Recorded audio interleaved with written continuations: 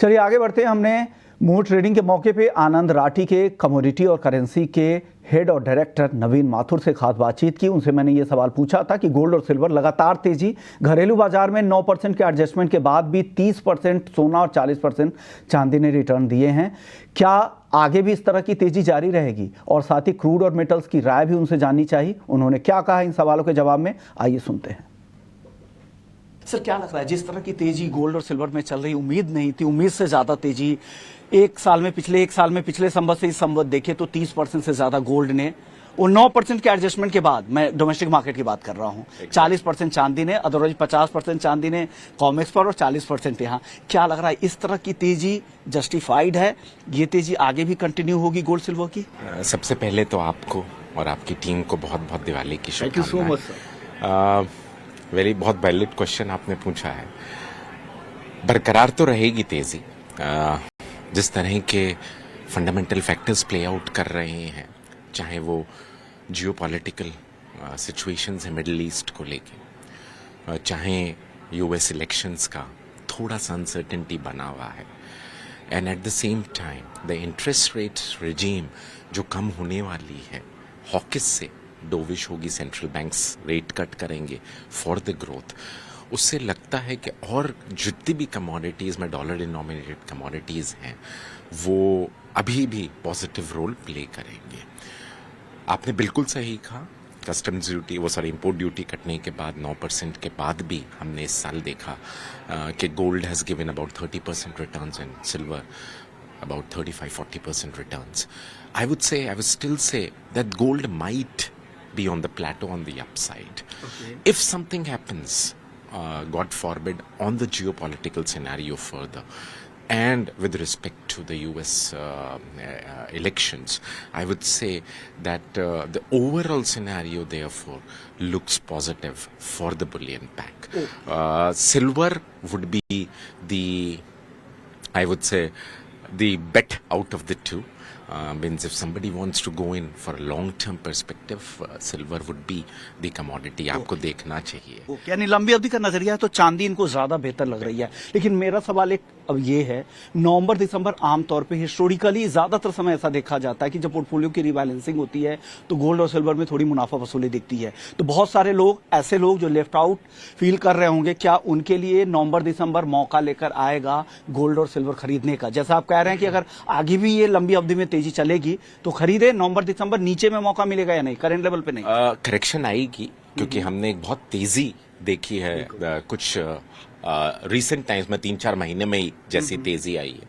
Although पिछले 2 साल से तेजी चल रही थी, पर एक सडन जो स्पर्क आया है वो पिछले 2-3 महीने में आया है। मेरा मानना ये है कि करेक्शन आ सकता है, वो अपॉर्चुनिटी होगी इन्वेस्टर्स के लिए। कितना? कोई एक around 8 to 10% you can see the correction. Gold में also 8 to 10? I would say silver में 8 to 10, but 4 to 5% correction on gold. एक रेंज बता दीजिए सर, अगले संवत तक के लिए गोल्ड का क्या रेंज, सिल्वर का क्या रेंज, नीचे का क्या, ऊपर का? आई वुड से 85-500 would be the upside for gold, and silver might even touch by end of this particular next Samvat, means next Diwali when we would meet, we might see a new highs of 1,25,000 in rupee terms. Okay. And it might be the case that we might see gold touching approximately $3,050, which would be approximately 85,000 for Indian markets. Investor के लिए बहुत विकल्प हैं। मैं कहूँगा ETF is the best route to get into. Sovereign gold bond for a long term is the best route to get into.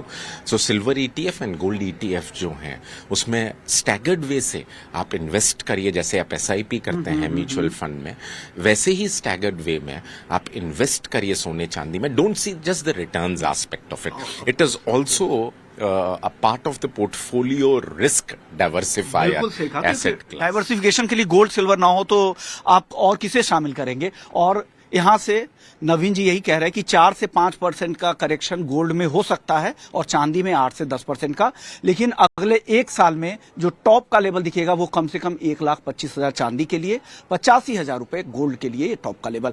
Crude की बात करते हैं, क्रूड की जो रैली रही है, फिर उसके बाद गिरावट, अगर ओवरऑल देखें तो 12 से 15% एमसीएक्स में पिछले एक साल में 15% की गिरावट इंटरनेशनल मार्केट में। क्या होने वाला है? काफी ज्यादा अब न्यूज ड्रिवन ये कमोडिटी हो गई। क्या लग रहा है क्रूड में अब? I think around WTI and the Brent would be approximately $80 to $85 where it should consolidate. मतलब कि तकरीबन 75-80 के आसपास तो हम स्टेबल होते हुए देख ही रहे हैं दोनों WTI एंड ब्रेंट को।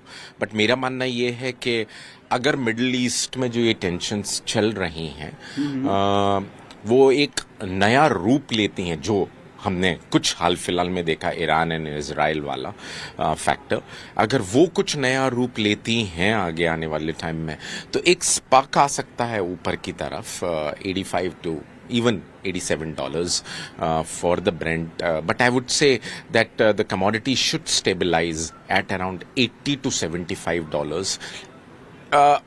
अगर central banks rate cut regime को एग्रेसिव रखते हैं और ग्रोथ पर्सपेक्टिव को देखते हैं, एक वो फैक्टर एक प्ले आउट करेगा।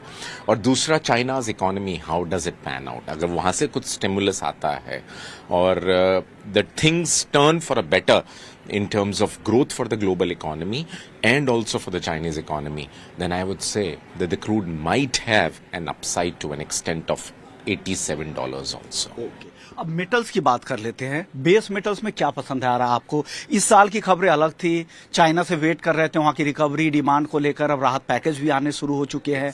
आगे भी अनाउंसमेंट इस तरह के होते रहेंगे। क्या लग रहा है मेटल में क्या चलने वाला है अगले संवत में? I think जिंक में एक हमने बहुत